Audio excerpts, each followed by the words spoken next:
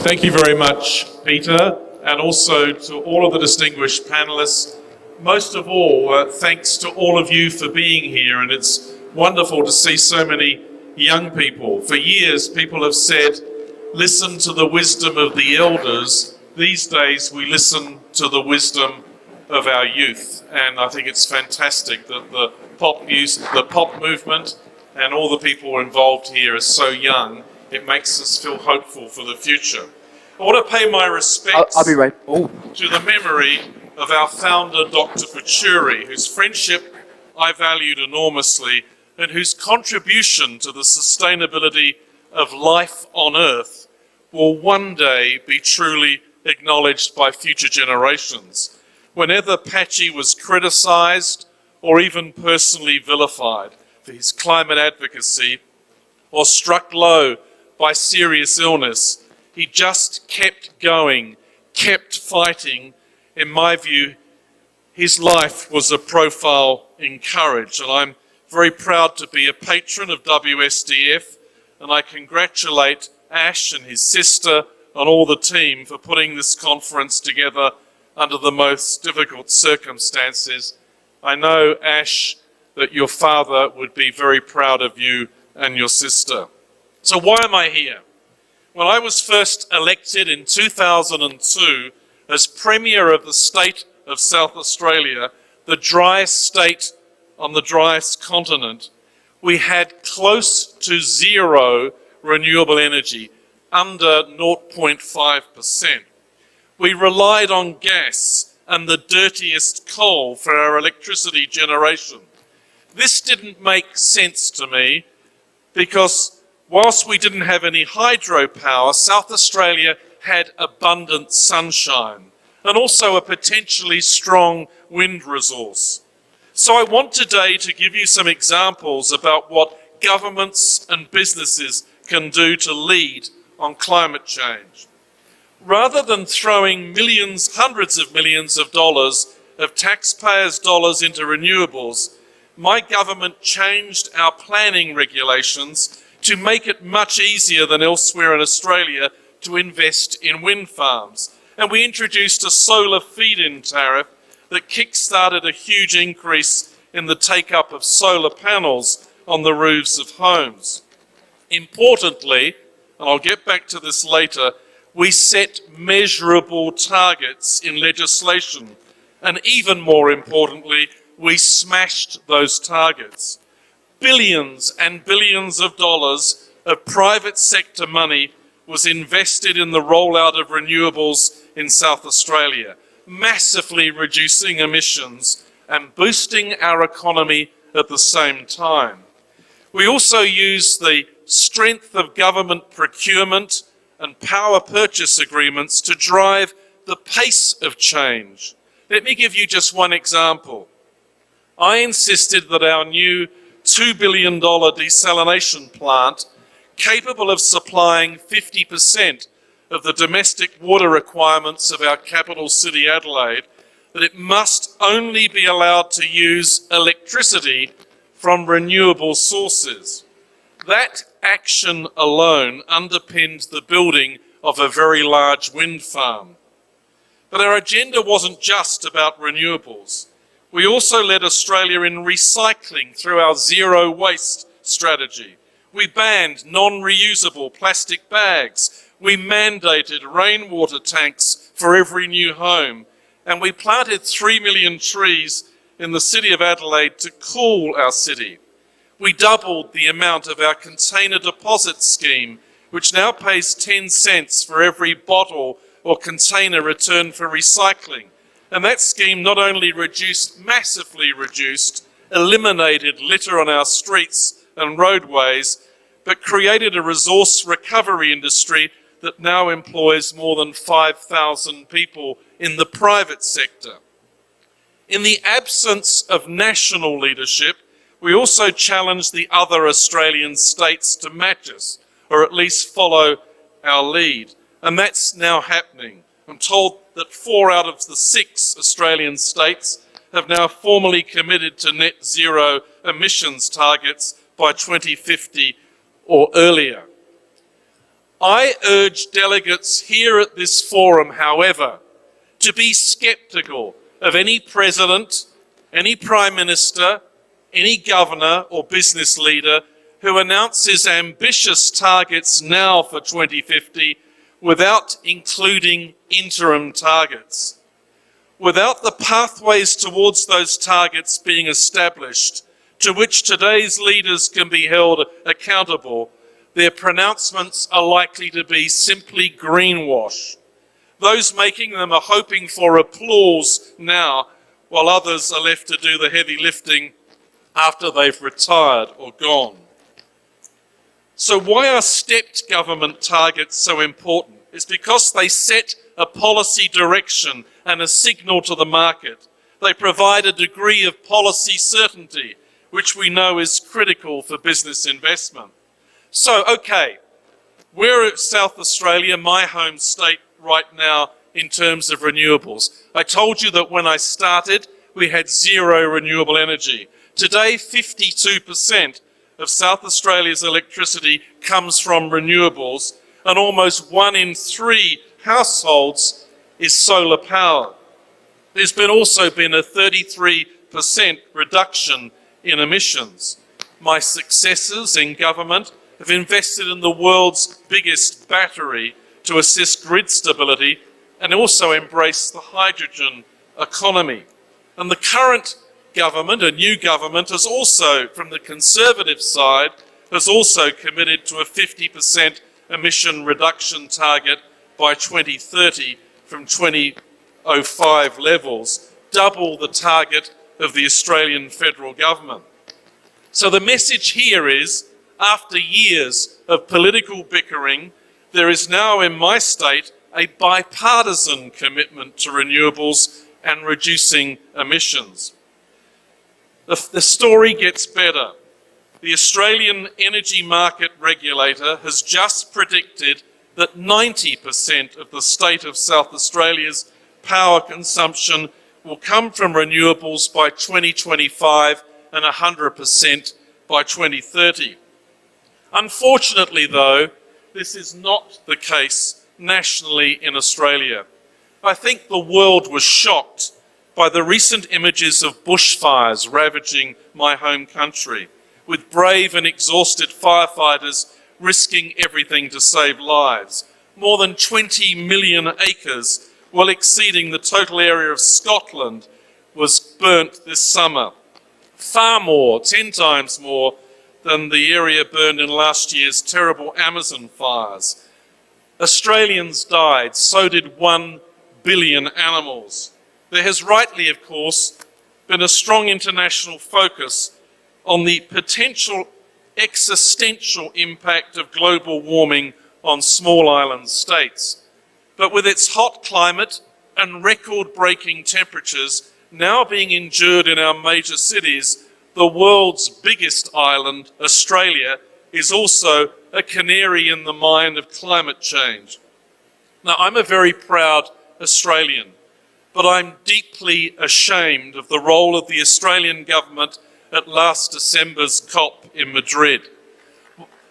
While the US government walked away from the Paris Climate Agreement, I'm afraid that at times it looks like this current Australian government stayed in to subvert progress, acting like a glove puppet for the coal industry. Unfortunately, our Prime Minister, who went on holiday to Hawaii during the bushfire crisis, is perhaps most famous for taunting climate critics by waving a piece of coal in Parliament.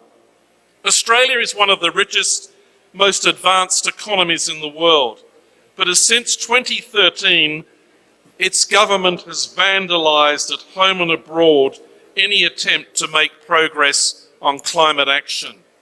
In the latest Climate Change Performance Index, Australia ranks near the bottom. Russia and Kazakhstan were rated as doing better, but Australia can hardly be proud of coming in ahead of Saudi Arabia and the United States. With emissions rising each year, it makes no sense that Australia, so rich in sun and wind, still relies on coal burning for around 60% of its electricity generation, while Britain has reduced its once huge dependence on coal down to 3%. So far, 73 countries have come out in support of a net zero emissions target by 2050. Yet despite the support for such a target by every Australian state and by the Business Council of Australia representing the private sector, the Australian government is refusing to make any such commitment. Now, if anyone here wants proof of the difference that leadership can make, please look at Australia's neighbour, New Zealand. Under the leadership of my friend and its Prime Minister, Jacinda Ardern, the New Zealand Parliament recently passed its historic Zero Carbon Act, which legislates the country's emissions targets under the 2015 Paris Agreement and enshrines its new 2050 emission reduction target into law and requires that future governments have plans to meet that target. It also has created an independent climate commission. The legislation was passed with the support of the main opposition party. And in her speech to Parliament, Prime Minister Ardern said she was determined that New Zealand would be on the right side of history. The Ardern government has also committed to plant 1 billion trees over 10 years. And this is important because sustainable forestry, rather than ripping up rainforests, is the way forward. I'm pleased to have recently been appointed to the board of New Zealand Future Forest Products, which instead of destroying native forests, will focus on making sustainable value-added timber production one of the core pillars of New Zealand's low-carbon economy. Yet despite all these setbacks, I'm optimistic. Now, I'm no longer in politics. I now work in London and with Brennan and Partners, which helps companies do business in Mexico and Latin America, with Pepe Mead recently joining us. I'm also a member of the UK, US and global boards of the Climate Group, a not-for-profit advocate for climate action with the strong involvement of subnational governments and business. I signed up my state as a member of the Climate Group about 12 years ago.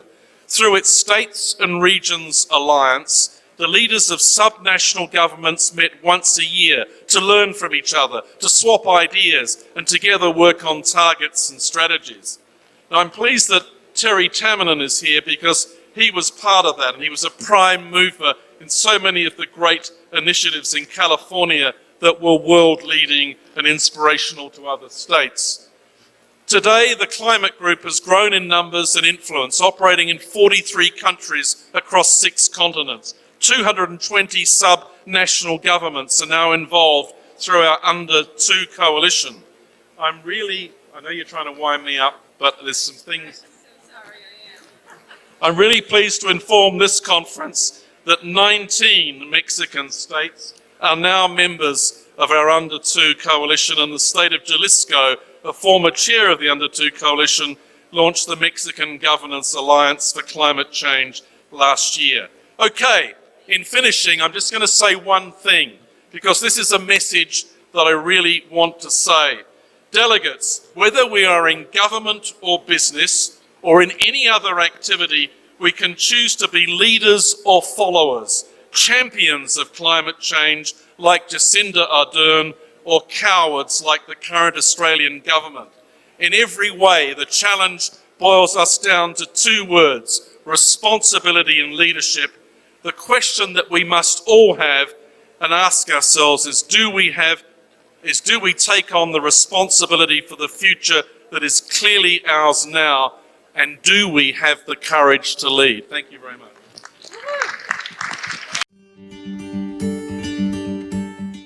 Dear ladies and gentlemen, I'm honored to have been asked to address such a distinguished audience on the topic of such high importance.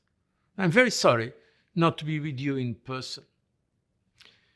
Climate change is probably the biggest issue humanity faces today. No one is immune from it, rich and poor countries alike. It has been all too clear as we have witnessed effects of recent wildfires across California, the Amazon, and Australia. Indeed, these events are symptomatic of a broader trend of a rise in the incidence of weather-related national disasters by a staggering 350% since 1970. So what can be done?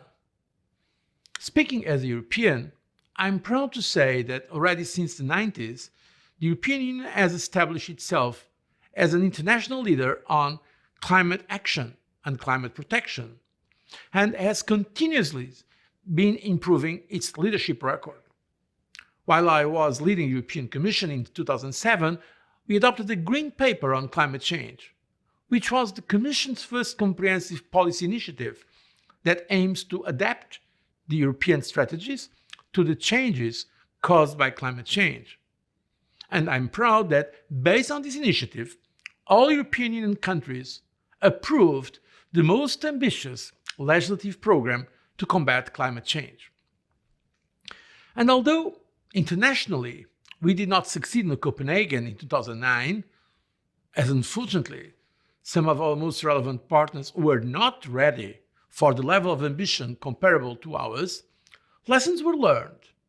And the 2015 UN Climate Change Conference in Paris proved productive and gave people hope.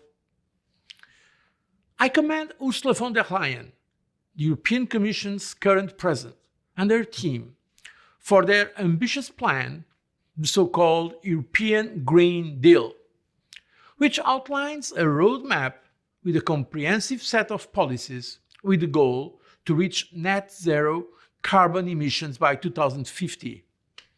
It is a big task, and no doubt it will not be easy. But it's so important. Besides its climate and environmental dimension, this indeed is a significant business and investing opportunity. The Green Deal is expected to reshape the entire European economy. It is estimated that it will stimulate around 7 trillion euros in investments, or roughly 230 billion euros per year over 30 years. It is a plan that supports growth. And in a growth-hungry Europe and a growth-hungry world, what can be better than an agenda that is aimed at raising welfare of current and especially future generations, and one that is also good for the planet and good for the economy? And this is, of course, not just a European issue. Right now, China is the biggest polluter on an absolute basis. But we know that the US has emitted more historically and per capita. There is very clear evidence to suggest that it is simply too expensive for most of the world's developing countries. I think about Africa and Latin America, for example, to make the appropriate investments required to reach a net zero carbon world. If we are realistic about making a real change, the countries that are further along on the path to achieving net zero carbon emissions have to play a bigger role. Right now, 83% of global assets under management reside in the industrialized world, namely US, Europe, and Japan. This is a huge proportion of the global market. How these assets are allocated is critically important. Encouragingly, largely due to the confluence of urgency and economics, investors are paying attention and adjusting their portfolios accordingly. Of course, public opinion here plays also a very important role. As per the Global Sustainable Investment Alliance annual review, assets under management that are invested sustainably stood at $30.7 trillion globally at the start of 2018, a 34% increase in 2 years.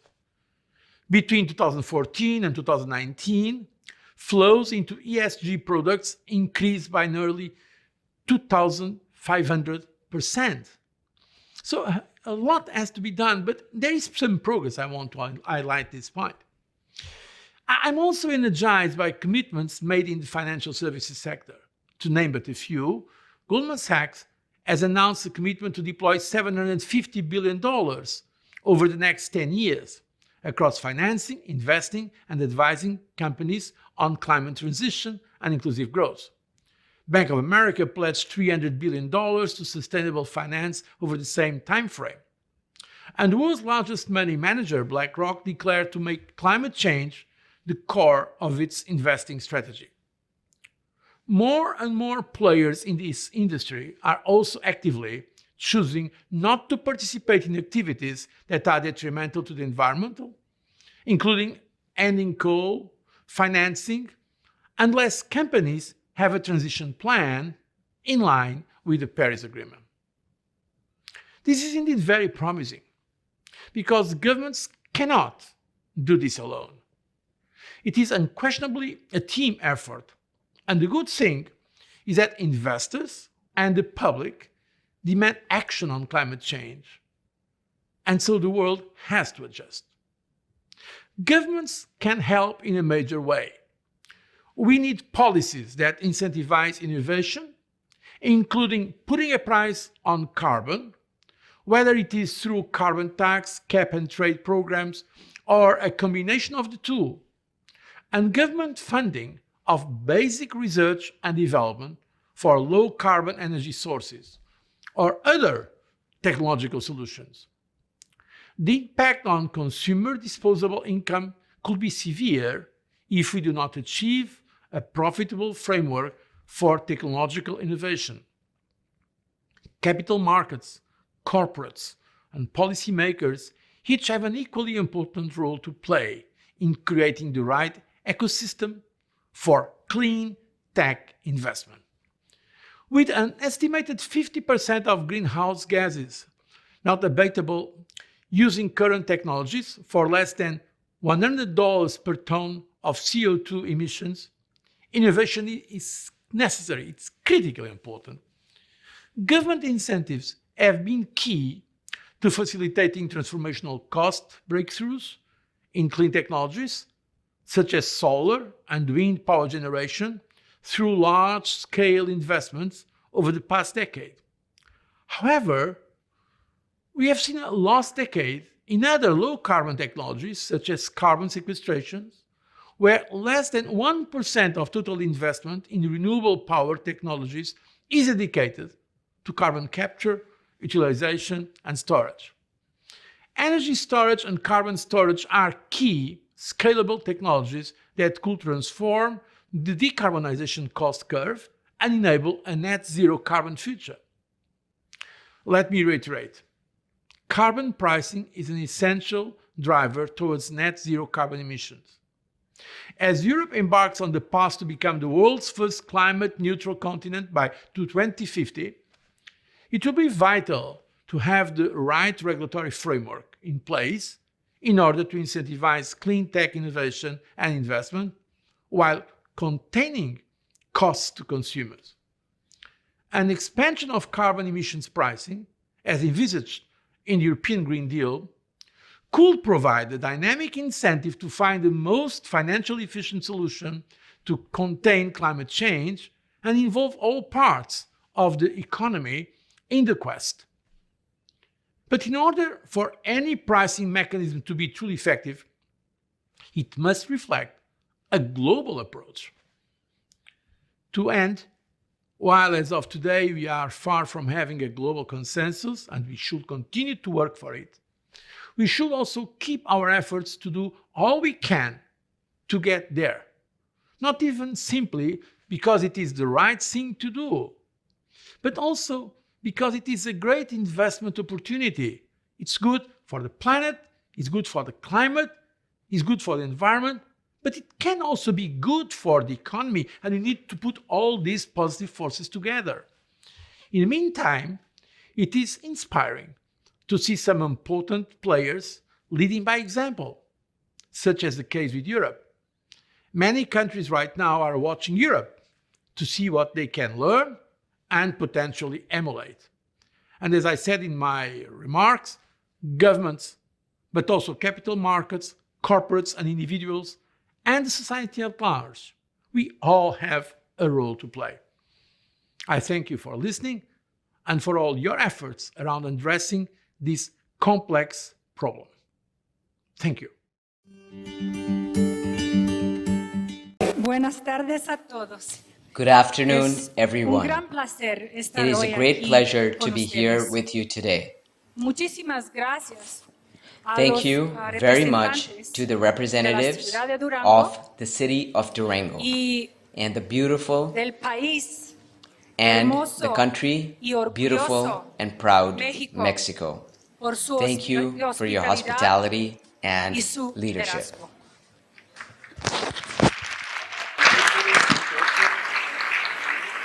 Speaking of leadership, I want to express my deep gratitude and my appreciation for a dear friend, Dr. Rajendra Pachauri, who we called Pachi, for the leadership of the kind that Your Excellency Rann, you talked about, the courage to lead at costs, significant personal and professional costs. And I think that this forum can feel infused by his energy, which is now limitless.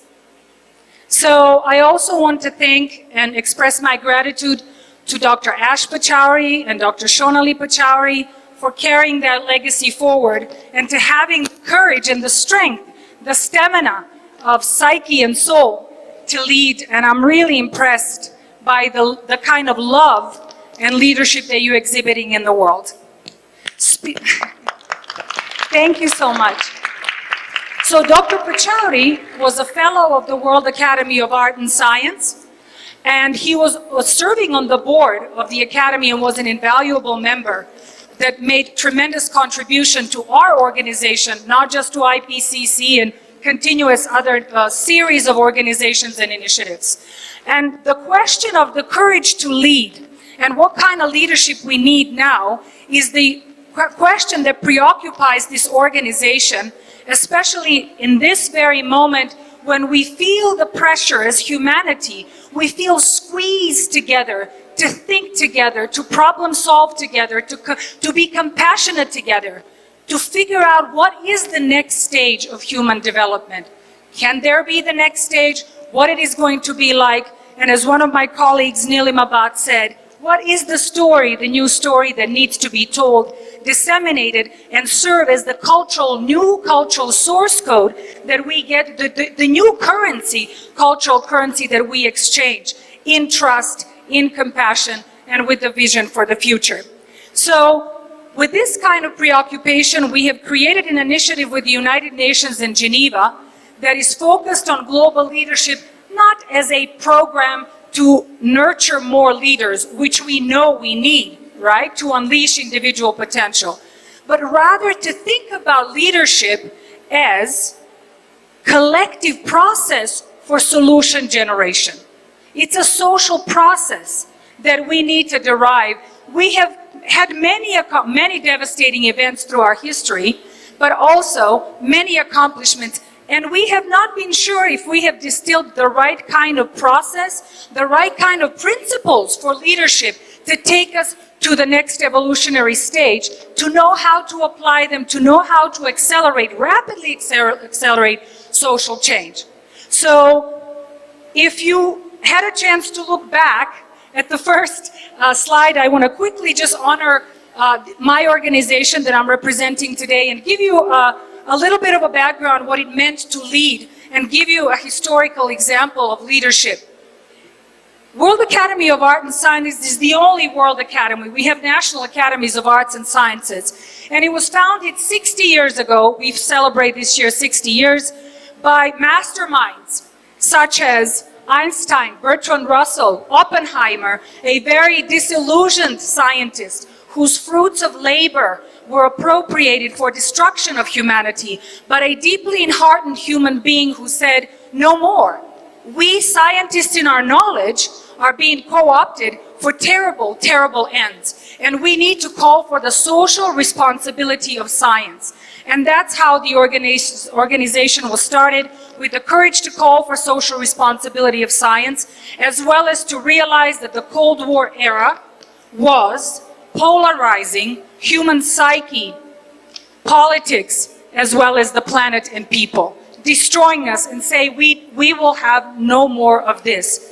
This kind of responsibility is also exemplified in IPCC, that Patchy, our dear friend Patchy, spearheaded this entire initiative, and 11,000 scientists who have given their best research, their best fruit of labor, to prove that we are tracking a terrible course as humanity.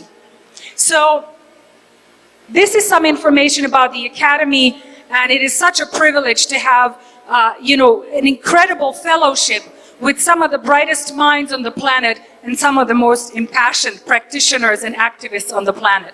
So I just want to mention to you, as I have already kind of pointed out in my own way rather than following the presentation, one of the needs that we have today is for that kind of leadership, because let's think together for a second.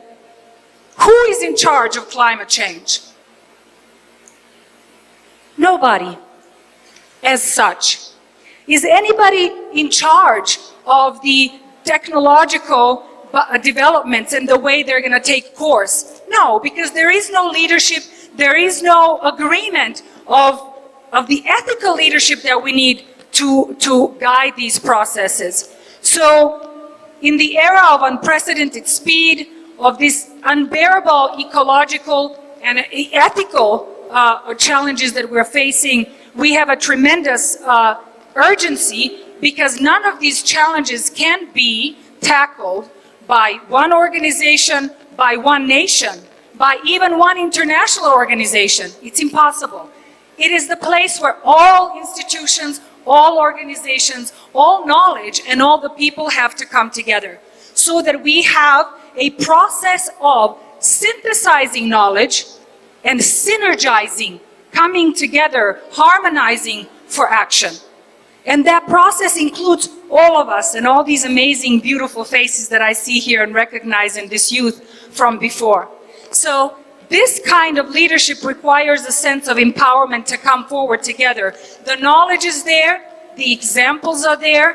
Where we are failing is where we're actually lacking coordination, coherence, collaboration, and coming together. So if some of the elements of leadership, because I really want to point out to this, is not a singular person or a singular initiative. And I want to recognize that besides the individuals, there are organizations such as IPCC that have been leaders. There are ideas and theories. The idea of sustainability is an idea that is moving fronts, creating global movements now. Goals such as SDG, Sustainable Development Goals. I mean, there's many narratives, such as the idea that we come from tribal people, then we have become citizens of certain nations. Now we're becoming planetary citizens, or as we now say, global society. But more and more, there's a new narrative emerging. There's a new narrative emerging that's called we're planetary beings. We are a living, breathing, vulnerable system, evolving system, embedded in a living system and beyond. Okay? So this just to point out to you, and social movements, of course, 11,000 scientists had to belabor a truth and had to bring forth the facts, but the heart and the resolution and the mind of one girl that refused to go to school one day moved all the fronts on behalf of all of those giants that came before her. So think about what would happen if all of you decided not to go to school one day. We'll talk about that later. But in any case, I just want to point out to you a whole range of leaderships that we need to talk about and recognize. So, does anybody recognize this picture? It's just another girl with a peace sign and a big heart and a drive of the entire crowd. This is an image from Woodstock. Anybody knows what that is? Excellent. That is the 60s, the revolutionary 60s. I just wanted to bring out an example to see that we are mirrored here. This is the cycle of evolutionary push that we are experiencing again. But the actual question now is, we have done this before, but the actual question now is, how can we truly unify fronts and achieve in 5 years what they did for 50 years, reshaping our social norms and our values?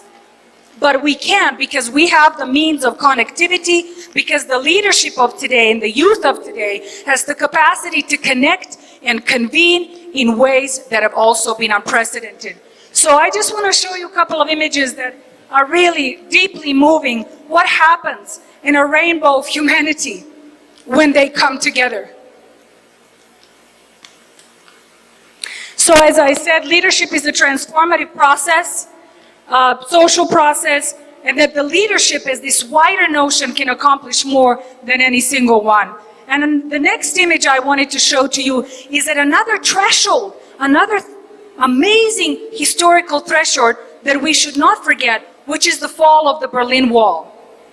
And another cultural movement that started it, which was basically ushered by the terror of the famine, of the starvation in Ethiopia, and our empathy that started among artists and the Live Aid concerts. Anybody remembers Bob Geldof and that?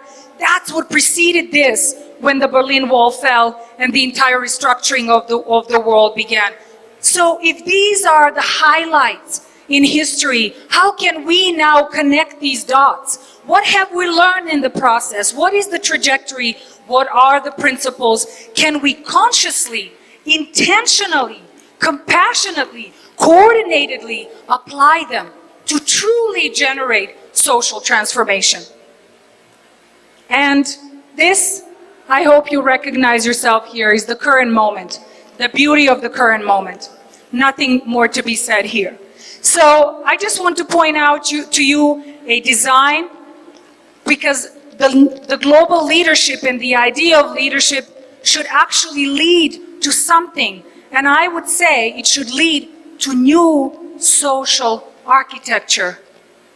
To new social architecture, which entails restructuring all of our means of production and consumption. We should move to the means of creation and just sharing, and all of our means of relating to each other, to our home, to this beautiful planet with which we are co-emergent, and with ourselves, with our own psyche, with our own consciousness and conscientiousness. So, because if this is the kind of consciousness we try to take to Mars, Mars doesn't stand a chance either, okay? So, I just want to point out that the project itself is focused as a quest for this transformative leadership. We are not here to tell you that we got answers on how to do this, because we can't do it without you. So our goal is to actually have multi-stakeholder, multidisciplinary, multi-domain, right? Conversations and consultations with all kinds of partners from all different domains and sectors, all walks of life, to learn from what you have learned from your experiences. So that these are some of the sectors that we will be talking to, and then the next stage of the project would be, of course, to bring together about 800 partners and collaborators in Geneva on the 27th and 28th of October. And we will be celebrating 60 years of the World Academy of Art and Science and 75th years of United Nations. And after that come a whole set of new outputs that we hope to generate with you and we learn from you. So one of the things I would like to point out to you, these are some of the questions about leadership that you can look at. And if you go to worldacademy.org, you are going to find all the documents about the project, all the partners, as well as, most importantly, a simple, general, but at least an invitation of a questionnaire to give us some answers about your experiences. What are some examples of collective leadership that inspire you, that make you aspire to that and can move fronts? So in the spirit of this collaboration, Dr. Eshpa Chowdhury and myself are going to lead a discussion, a conversation, a meeting of the minds and hearts right after this at the back of that media room at 8:15, and we invite you all to come. We were particularly focused on youth because we're very eager to hear what the youth has to say to us and teach us, as Excellency Rann mentioned that we're learning from you. And I would really welcome you to join us so we can have a deeper conversation about the project and also to share experiences. My name is up there. Please feel free to write to me and get in contact. Find us on Facebook, on LinkedIn, on YouTube. You will be able to see 600 videos from some remarkable masterminds from all over the world on a range of topics. And I am really proud to be here today with you and acknowledge the World Sustainable Development Forum and POP movement are going to be with us in Geneva, and that we continue our in-depth partnership in walking the earth forward together. And in the spirit of co-creative leadership, please join us in the conversation afterward. It's absolutely a pleasure to be here with you. Thank you for sharing your humanity.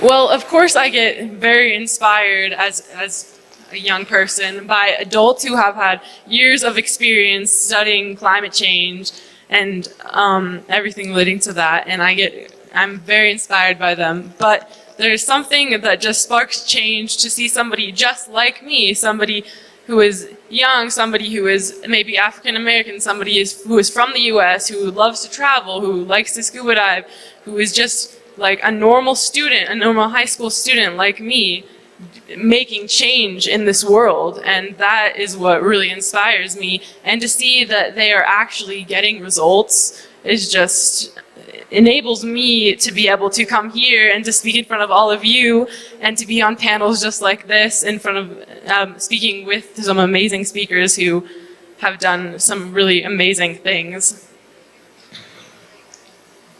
Thank you.